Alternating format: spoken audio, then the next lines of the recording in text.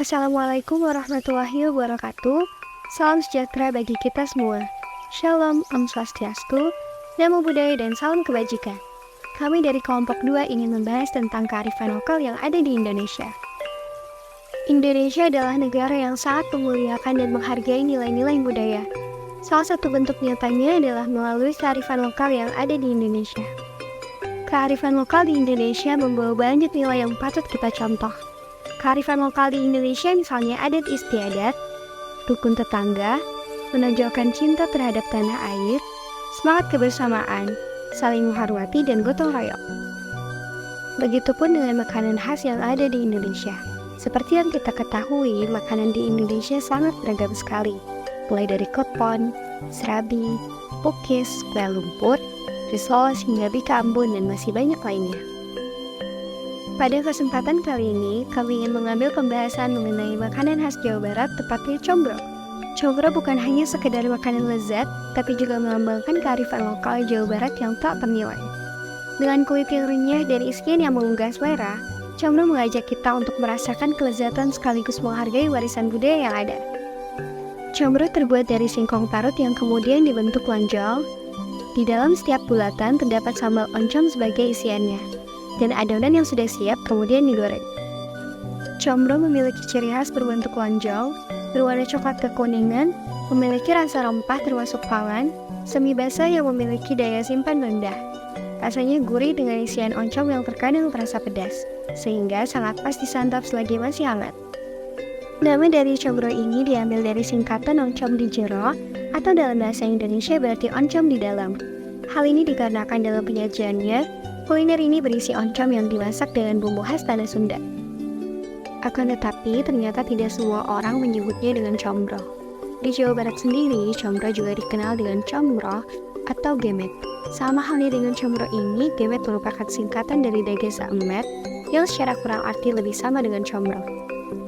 Membahas tentang combro, ternyata ada juga makanan yang mirip dengan combro, yaitu misro. Meski begitu, sebetulnya dua kudapan ini berbeda. Misro kependekan dari amis di jero yang berasal dari bahasa Sunda. Amis di jero memiliki arti manis di dalam.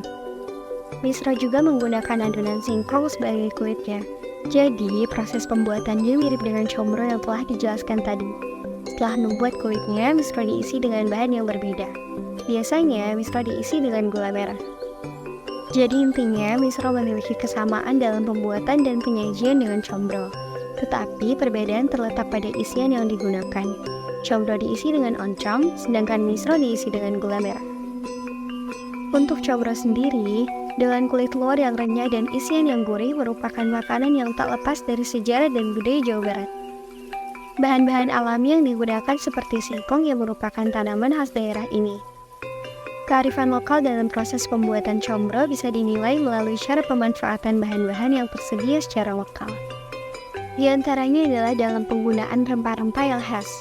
Bumbu halus yang digunakan dalam isian combro memberikan aroma cita rasa yang khas mencerminkan kekayaan rempah-rempah Indonesia. Keahlian dalam mengolah bumbu-bumbu tersebut merupakan warisan budaya yang menjadi ciri khas masyarakat Jawa Barat. Selain itu, combro juga menjadi simbol kearifan lokal dalam keberagaman kuliner.